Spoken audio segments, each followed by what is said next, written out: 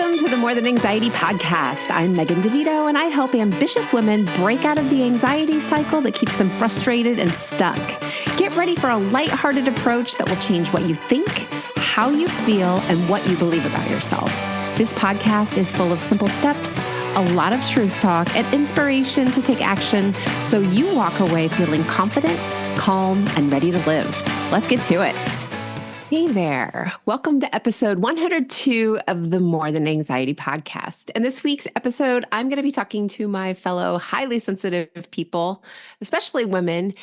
And this podcast kind of came about from some questions. I don't know if you guys are on LinkedIn, but they'll ask for input or questions or feedback or whatever it is on certain topics. And this was one that I started answering this question, and it was all about how to handle negative feedback.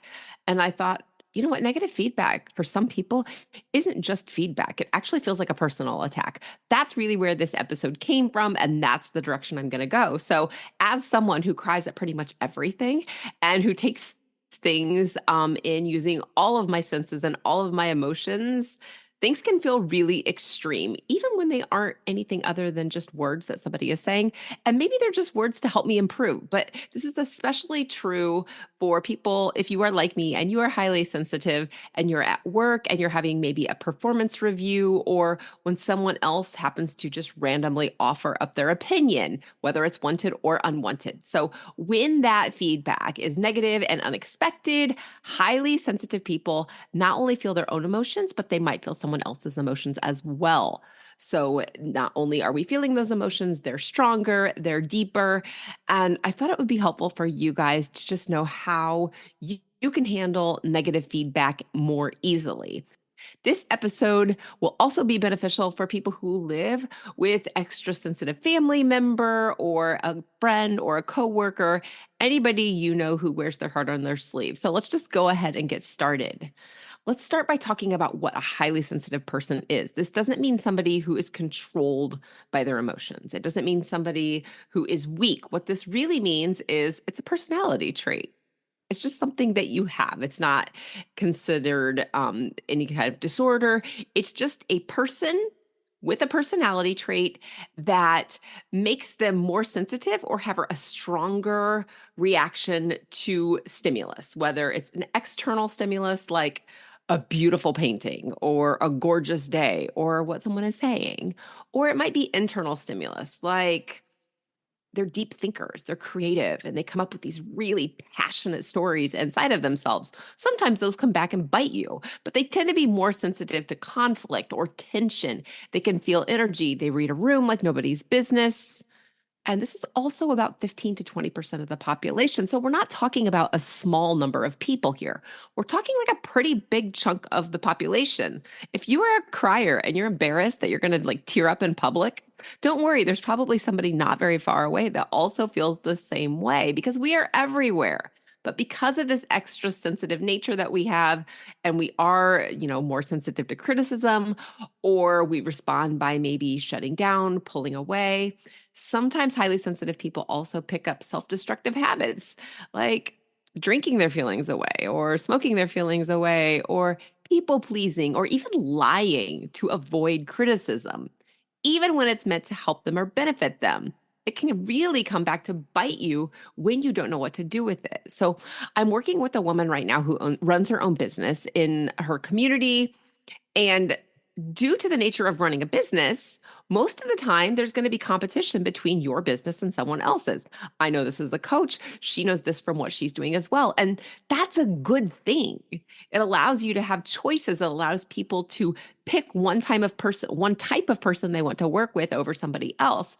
And it's not a problem unless you're using your business and the feedback you get about your business, maybe someone's personal preference, against yourself. So if you are using another person's opinion or someone's feedback about your business as a reason to judge yourself or to bend over backwards for everybody, and this, in this case, for this particular person, but not only for her, she's also very sensitive, but she has in the past really questioned her creativity. And the entire premise of her business is she runs a very creative business. And she has these fears about what other people will think about her or think about her business. And so we've talked in the past about, are they talking about you, or are they talking about what they like about your business versus what they like about someone else's business? Is it really personal? So that's just a conversation that we've had. And this isn't entirely a negative feedback situation, but because she fears any negative feedback and takes it so deeply and personally, when she just really hasn't had that experience to speak of. And we can debate whether that's good or not too, because always feedback, whether it's good or bad, is beneficial. You can take positive feedback and use it for yourself. You can take negative feedback and use it for yourself. But she has this fear of the feedback, and she hasn't received negative feedback, but she's already anticipating what that's going to feel like. And part of that is overthinking, yes, but part of it is also being highly sensitive. And sometimes when you are highly sensitive, you can start overthinking about ways to prevent, ways to fix, what you have to do to not experience that negative feedback. So she and I have spent quite a bit of time preparing for feedback and working on it, on what she wants to believe about herself, what she wants to believe about, who she is as a person, who she is as a business owner. And we've talked about and practiced what she believes and knows to be true about herself and about her business, despite what anybody else says or might think. And we've rehearsed, how are you going to handle if somebody says something about your business? How are we going to say if somebody badmouths you? So we're practicing ahead of time. This is something that as a coach, we can run, these simulations or these practice skits on the side, and just say, okay, let's just practice how you would handle that. What would you say to somebody who had negative feedback for you? So we've been taking time to kind of wet the ground instead of putting out fires by building her up, preparing without over preparing out of fear, and then setting boundaries, and boundaries around her fees, boundaries around the exceptions that she makes for who gets to work with her and who doesn't. And then what scholarships do you want to offer to be able to serve more people? We've also spent a lot of time finding evidence that she is the best in her business. And without outing her on this podcast, because that's not my intention, she knows that I would put her up against anybody else in the country for what she does. Like, she's amazing. But that doesn't make up for how sensitive she is or how sensitive her nervous system is. So one of the things that she and I will continue to work on is her accepting that her sensitivity and her compassion aren't weaknesses, and her thoughts aren't truths. They feel threatening sometimes. And if you are highly sensitive, you probably understand what I mean by that. You start feeling, oh gosh, that felt mean. I feel shamed. I feel guilty. I feel whatever it is that you feel. And you start internalizing that. And it does feel threatening to you as a person. And sometimes we push back. Sometimes there's these reactions. So what we can also work on, what she and I will also work on, is managing emotions.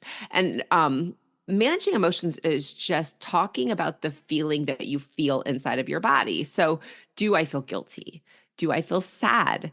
Do I feel bad? Because sometimes when we say, if I'm working with someone, I'll say, well, tell me what that feels like in your body. And the word that they can come up with is bad. And when you are highly sensitive and somebody gives you negative feedback or even constructive criticism, it can feel bad. But anxiety also gets described as bad frequently when I'm talking with people. And bad is just like a bubble, but what's inside of the bubble? So bad, tell me what bad means. So we start picking out those individual emotions, because when we can take bad and say, I feel attacked. Okay, I feel attacked. Let's talk about what you're thinking about that makes you feel attacked. I feel sad. Let's talk about sad. Let's talk about guilty. Let's talk about shame. And let's talk about all these emotions that are coming up for you that are causing you to overthink what was really negative feedback that may have nothing to do with you at all, that may have entirely to do with the person who was giving the feedback. So what we want to do is pause, and we want to label the emotion and decide, what do you think caused you to believe what they were saying was true, what caused you to believe it was a personal attack on you, and what caused you to get defensive or have the reaction that you had. Then we decide together how you want to handle that emotion. And this is a lot of the work I do when I'm coaching clients, along with knowing how anxiety feels in their body and how to use their intuition and their body as a guide to know the truth and to know the next best step when they're receiving that negative feedback. What do you want to do with what this person said? What if they just said, "This looks great. I have a few suggestions." And you took it as they said it looks great, but they really were just being nice and they thought it was terrible and they think I should change the whole thing. Those are entirely two different scenarios, but for highly sensitive people, it's easy to quickly go down that rabbit hole and get stuck thinking everything is bad because they said they had a suggestion for you. So we have to seek clarity. We have to get some perspective. And instead of believing how we're feeling because maybe our nervous systems are more sensitive, we have to remember that feelings are fickle and they're not facts. So we want to get curious about the feedback. What do you think they meant by it? If you weren't taking it personally, if you were offering that same feedback to someone else, how would you want them to take it? So getting curious instead of taking it personally or just believing all of the feelings inside of your body is a really powerful step. Discussing the value of what they said. Let's talk about, is this valuable feedback or was this just somebody offering a random unsolicited piece of advice? Was it feedback or was it an attack? Sometimes there are attacks that people say, "Oh, no, no, no, I was just giving feedback." Sometimes people are just mean. But if she and I, or you and I, whoever I'm coaching, if we're discussing how can I get more clarity on this? How can I really get clear on what was being offered to me? And then, of course, getting clear on whether it was constructive criticism from someone, maybe your employer, maybe your best friend, maybe your spouse, maybe your aunt, whoever this constructive criticism came from, or was it actually that personal attack? And I know this is a short episode this week, but I think it's really important to understand that as a person who gives feedback, but also as a person who is sensitive, just remember that negative feedback can be really tough to take for anybody, but it is especially difficult for people who are highly sensitive. And what that means for you as someone who might be highly sensitive is that because you are more sensitive to your emotions and other people's emotions too, you can become defensive or guilty or shameful, even when feedback is meant to be helpful and constructive. But in order to take that feedback and to let it go and use it to your advantage, you have to prepare for feedback in advance. You have to learn to manage your emotions, and you have to learn to listen and trust yourself and your intuition. When you learn how to do those things, you don't let other people's thoughts or emotions affect your own. You get to decide what you're thinking and what you're feeling. They get to think and believe whatever they want to think. And when you learn to separate what they say from your emotions and your value as a person, the feedback becomes just words that you get to decide what to do with.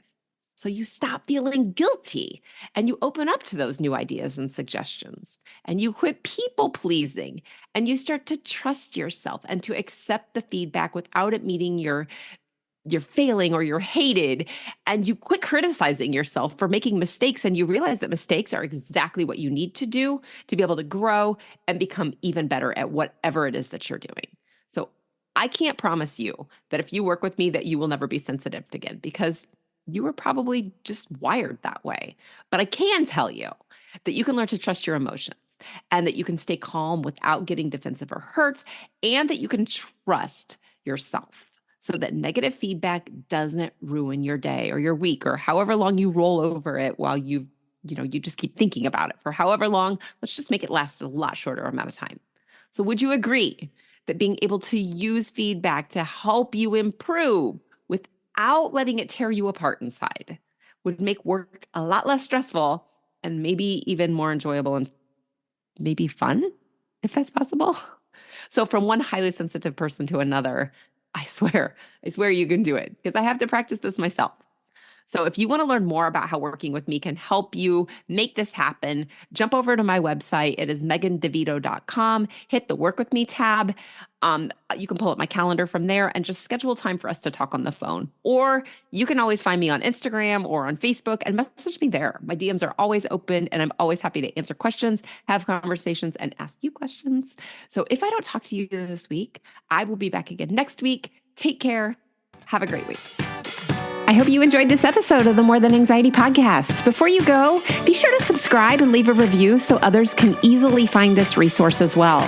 And of course, if you're ready to feel calm, to stop overthinking, and have a lot more fun, you can go to the show notes, click the link, and talk to me about coaching.